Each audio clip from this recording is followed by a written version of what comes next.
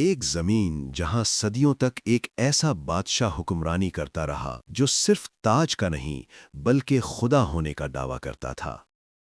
میں تمہارا سب سے بڑا رب ہوں، جس کے لیے لوگ زمین پر نہیں سجدوں میں چلتے تھے۔ اور پھر ایک ایسی رات آئی جب اس بادشاہ کی نیند ایک خواب نے چھین لی، اور جب موت اس کے سامنے آئی تو وہ پانی کی ایک بوند کا بھی مقابلہ نہ کر سکا۔ اللہ نے اس کے جسم کو زمین میں دفن ہونے سے بھی روک دیا اور قیامت تک اسے عبرت کا نشان بنا دیا۔ مصر اس دور کا سب سے طاقتور ملک تھا۔ نیل کے کنارے بسے شہر جہاں فصلیں سونا اگلتی تھیں، بازار بھرے ہوئے، محل پتھر کے نہیں غرور کے بنے ہوئے تھے، اور ان سب کے درمیان ایک شخص، فرعون۔ اس کا حکم صرف قانون نہیں تھا، عقیدہ تھا۔ لوگ صرف اس کی بات نہیں مانتے تھے، اس کی بات پر ایمان رکھتے تھے۔ وہ کہتا تھا، میں تمہارا سب سے بڑا رب ہوں، اور مصر خاموش رہتا تھا۔ اسی مصر میں ایک قوم ایسی بھی تھی جو روشنی نہیں دیکھتی تھی، بنی اسرائیل۔ ان کے گھر الگ، ان کا لباس الگ، ان کی زندگی الگ۔ انہیں غلام بنا دیا گیا۔ ان کے مرد صبح سے شام تک پتھر اٹھاتے، محل بناتے، اور رات کو تھکے ہوئے گر جاتے۔ ان کی عورتیں صرف زندہ رکھی جاتی تھیں تاکہ غلامی کا سلسلہ چلتا رہے۔ فرعون نے جان بوجھ کر اس قوم کو کمزور رکھا، کیونکہ جو قوم کمزور ہو وہ کبھی تخت کو نہیں ہلا سکتی۔ سمجھدار کے لیے صرف اشارہ کافی ہوتا ہے۔ تفسیر ابن کثیر کے مطابق ایک رات فرعون نے خواب دیکھا۔ اس نے دیکھا کہ بیت المقدس کی طرف سے ایک آگ نکلی جو مصر کے گھر جلا رہی تھی، لیکن بنی اسرائیل کے گھر محفوظ تھے۔ فرعون ہرس ہو کر اٹھ بیٹھا۔ یہ پہلی مرتبہ تھا جب اس نے خود کو کمزور محسوس کیا۔ اسی رات نجومی اور علم غیب کا دعویٰ کرنے والے دربار میں بلائے گئے۔ خواب سنایا گیا اور پھر وہ جملہ بولا گیا جو تاریخ بدل دیتا ہے۔ بنی اسرائیل میں ایک لڑکا پیدا ہوگا جو تیری سلطنت کے زوال کا سبب بنے گا۔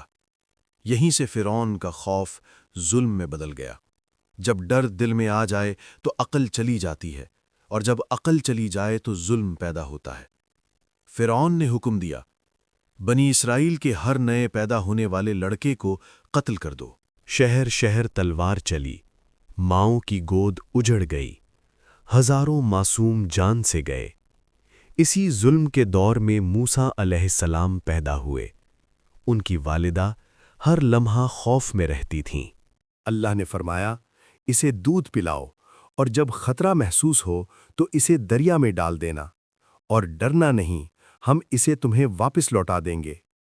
انہوں نے ایک صندوق بنایا اور موسیٰ علیہ السلام کو دریا میں رکھ دیا۔ دریا بہہ رہا تھا اور پانی پر ایک چھوٹا سا صندوق۔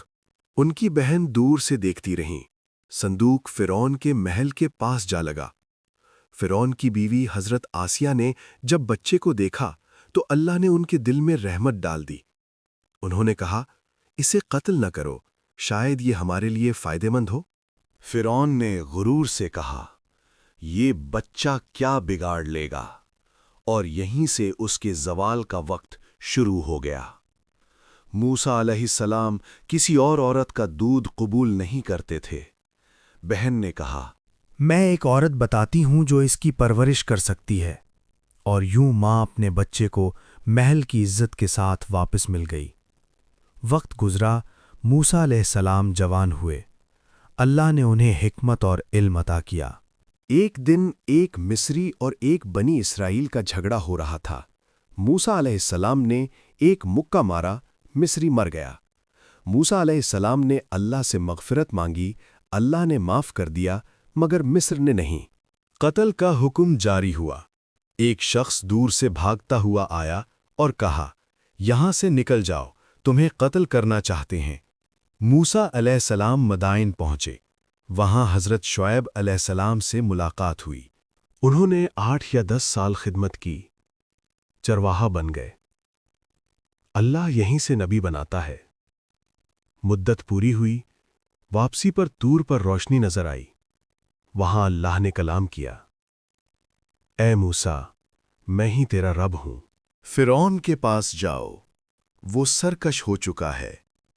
لاٹھی معجزہ بن گئی۔ جادوگر سجدے میں گر گئے۔ پھر عذاب آئے، طوفان، ٹڈیاں، جوئیں، مینڈک، خون جیسا پانی۔ پھر ہجرت کا حکم ہوا، سمندر 2 حصوں میں بٹ گیا، بنی اسرائیل بچ گئے، فرعون غرور میں پیچھا کرتا رہا، پانی واپس ملا۔